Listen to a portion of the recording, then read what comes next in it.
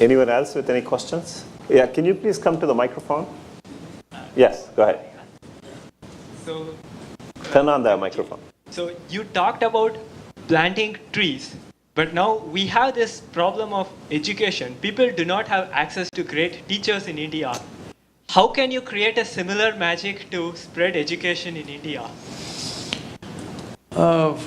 Education is definitely a serious concern, and as a part of this, in rural India, particularly in rural Tamil Naidu, I always focus on unpopular projects. Everybody is into, higher education because it makes money and instantly you have access to so many things. Nobody is interested in rural education. It's a thankless job. But if you do not give proper education at that level, from the age of 6 to 16, if they don't get a certain level of competence, after that you're not going to do much with them. A few of them will anyway make it. They will make it not because of the teachers, in spite of the teachers they'll make it. They are different. But that's a small percentage.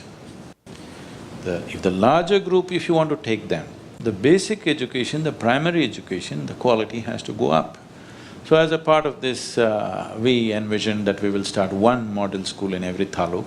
There are about 206 taluks in Tamil Nadu, so we thought we'll start 206 schools so that they will not only transmit education, but we want to bring it into the society. What quality education means, involving the parents, involving the society around, make them understand and value quality education.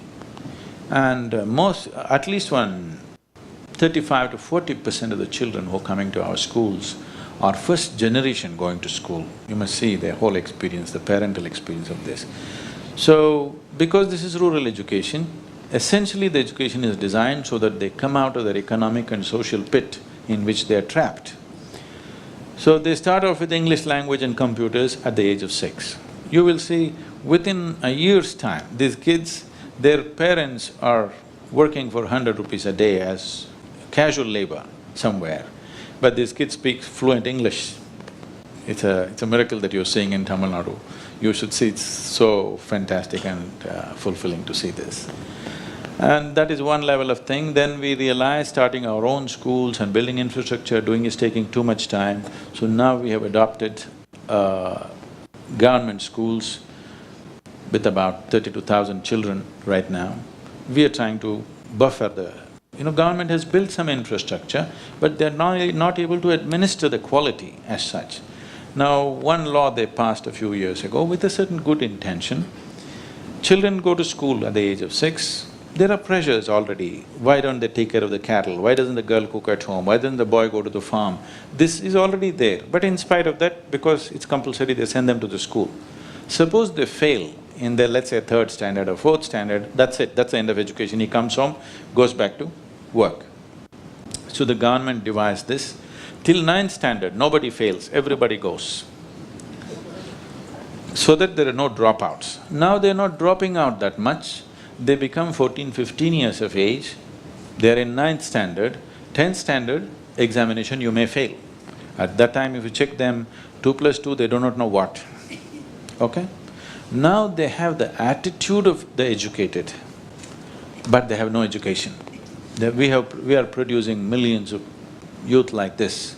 Now they can't go back to the farm, they can't go back to their father's carpentry shop or blacksmith shop or something like this, because one thing is they don't have the body to go back to the farm. Sitting indoors in the classroom, they don't have the strength to… physical strength to go back to the farm, and they don't have the mental attitude also to go back to the farm, because they are wearing denim pants. They cannot go back to the farm.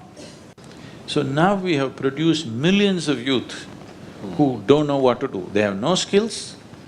At least if they've worked with their fathers, they would have had some skills, they would have had a livelihood.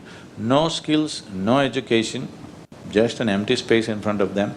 We are preparing the recipe to generate crime and terror, militancy and crime. We are preparing the necessary recipe because no skills and you're 17 is a dangerous place.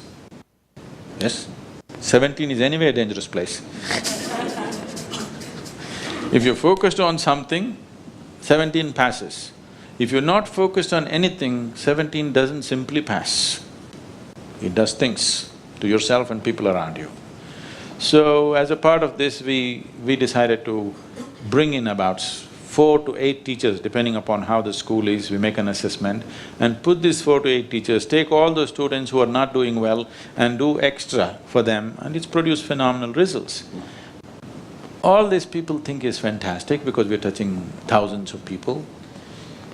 But in my mind and understanding, it is not, because it's just a drop in the ocean.